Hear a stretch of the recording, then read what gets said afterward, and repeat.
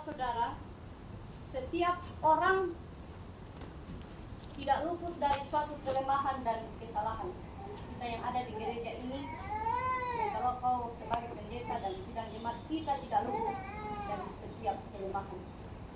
Begitu pula sebuah persekutuan jemaat terkadang tak luput melakukan kekeliruan atau kesalahan dalam memahami dan mempraktekkan setiap keputusan bersama.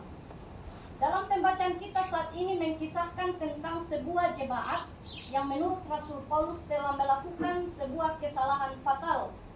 Jemaat itu adalah jemaat Korintus yang telah melakukan sebuah kesalahan besar dalam hal kebiasaan makan dalam perjamuan Tuhan. Pada zaman kuno, pelaksanaan perjamuan kudus dihubungkan dengan perjamuan makan bersama atau perjamuan kasih, makan bersama, meneladani perjamuan malam Tuhan Yesus yang terakhir bersama muridnya sebelum ia ditangkap dan menderita. Perjamuan seperti itu dipraktekkan oleh jemaat mula-mula di Yerusalem dengan teratur dan hikmat.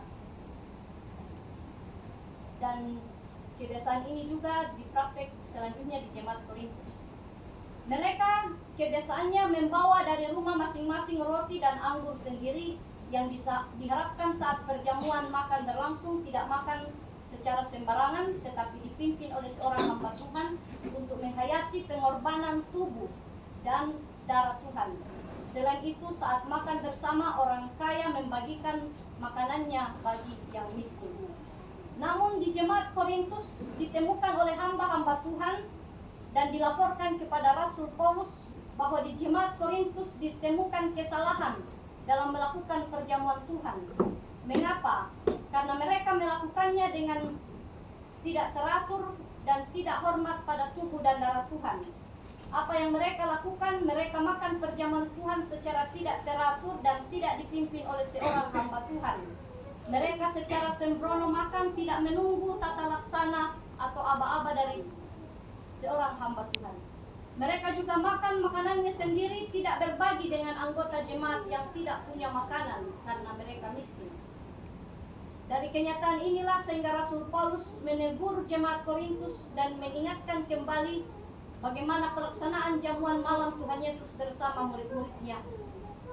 Tuhan Yesus memimpin prosesi tata ibadah pada perjamuan malam itu, di mana Tuhan Yesus terlebih dahulu mengucap syukur atas roti dan menjelaskan bahwa roti yang dipecahkan adalah gambaran tubuhnya yang terpecah yang diserahkan untuk menebus dosa manusia.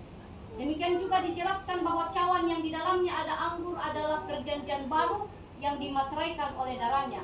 Itulah yang seharusnya terus-menerus diperingati oleh jemaat Korintus setiap kali makan perjamuan Tuhan.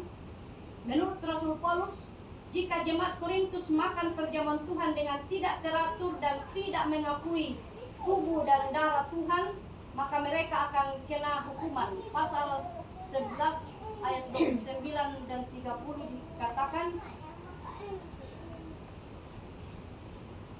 karena barang siapa makan dan minum tanpa mengakui tubuh Tuhan, ia mendatangkan hukuman atas dirinya. Sebab itu banyak di antara kamu yang lemah dan sakit dan tidak sedikit yang meninggal. Saudara-saudara yang dikasihi Tuhan, bagaimana dengan kita warga jemaat di Salumayang ini? Sudahkah kita melakukan perjamuan kudus Tuhan secara baik dan menghayati dengan penuh penghormatan pada tubuh dan darah Tuhan? Marilah saat ini kita mengevaluasi diri. Jangan sampai kita datang dalam perjamuan kudus hanya karena formalitas atau kebiasaan saja. Jangan sampai ketika roti dan anggur dibagi oleh hamba-hamba Tuhan, kita mulai gelisah dan pikiran kita tidak konsentrasi pada tubuh dan darah Tuhan.